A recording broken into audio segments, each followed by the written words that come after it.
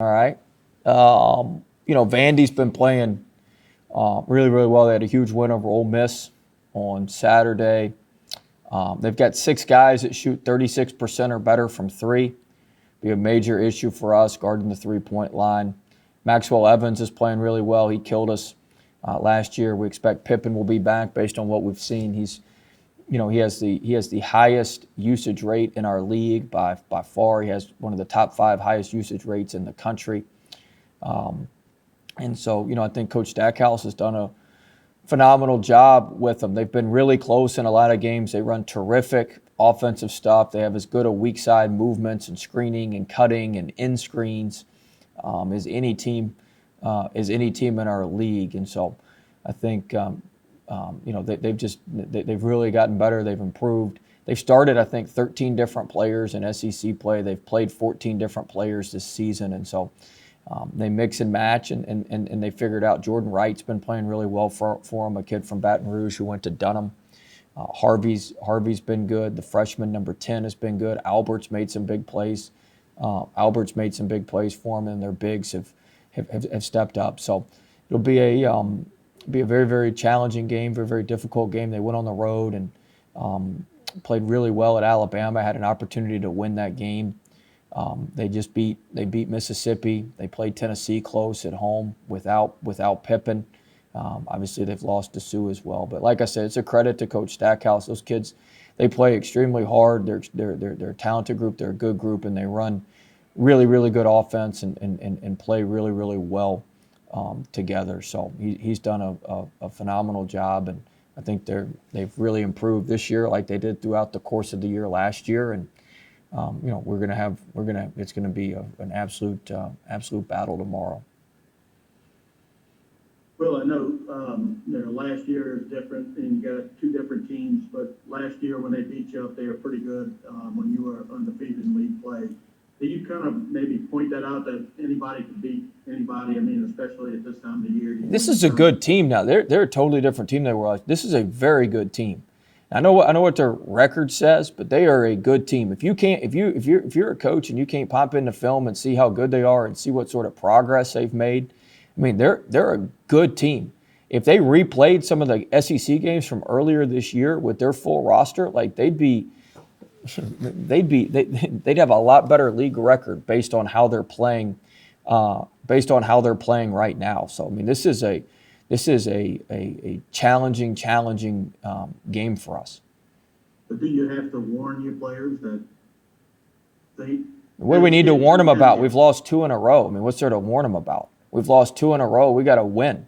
I don't know what more warning we need than what happened to Georgia and what happened in the second half at Arkansas. But we've got to play better. We got to get back to playing how we were a couple games ago.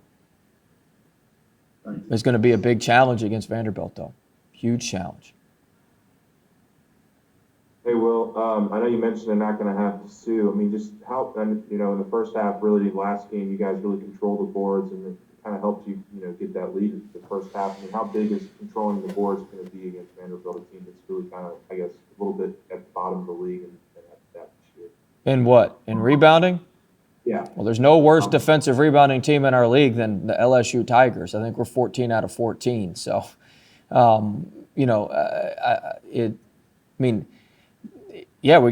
they miss the threes, we got to rebound them, but we got to make them miss threes. Last year, we didn't make them miss any threes at their place, and they're shooting it. I mean, Evans is shooting over 40%. Pippen's shooting it well. I mean, they got six guys shooting over 36% from three. I think we got two. And they're second in the SEC and made threes a game. And we've got to, before we worry about defensive rebounding, we got to force them to miss shots. Well, it seems that over the last month or so, the team's kind of struggled with consistency in a lot of areas. You got two games to try to wrap up and shore up some loose ends. What are you hoping they can tie up in the last two games?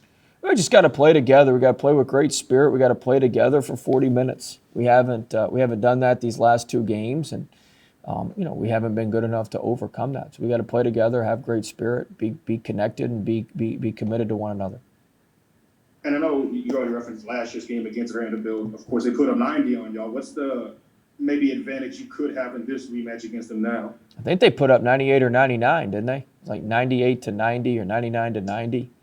It was up there. Yeah, it was quite a bit. I mean, we couldn't control the dribble penetration. They made a bunch of threes.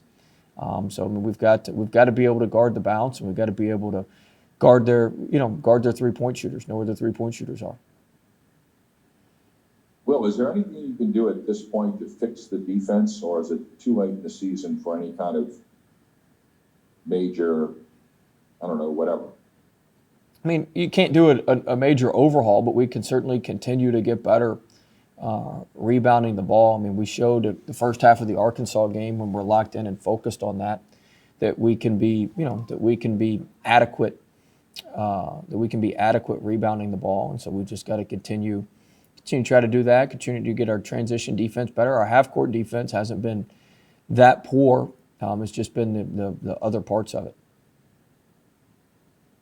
Well, after the game Darius Days had the other day, what do you kind of do with him? Do you kind of let him alone, or do you have to kind of get him, and have a talk with him? Or I know you're trying to keep him, the spirits up, obviously, but I mean, do you do something different when a guy has a bad game like that? No, I mean, shoot, he's a great shooter. He's one of our guys shooting over 36%. Him and Javante, and so I mean, he's going to bounce back. He'll be fine. He's playing great before these last 2 games, and Days will be fine. He's just going to take what the game gives him, take those good looks, and he'll knock them in like he did against Auburn and Tennessee at home. Yeah, well, at this point in the year, are you concerned with the game-to-game inconsistency? In one game, everybody shows up, next game it just doesn't happen. Are you kind of, at this point, kind of concerned with that because you're in March now, you're there?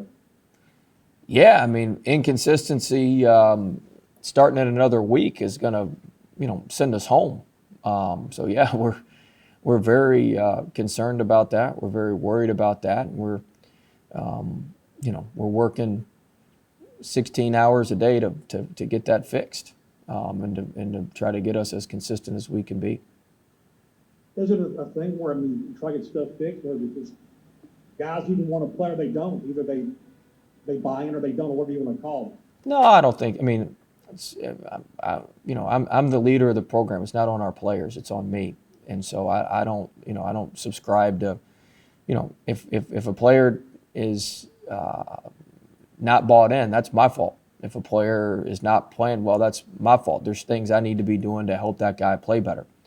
And there's things I need to be doing to make sure that guy's, bought in, so to speak. I don't like that term, but that guy's, committed to what we're doing or on mission with us.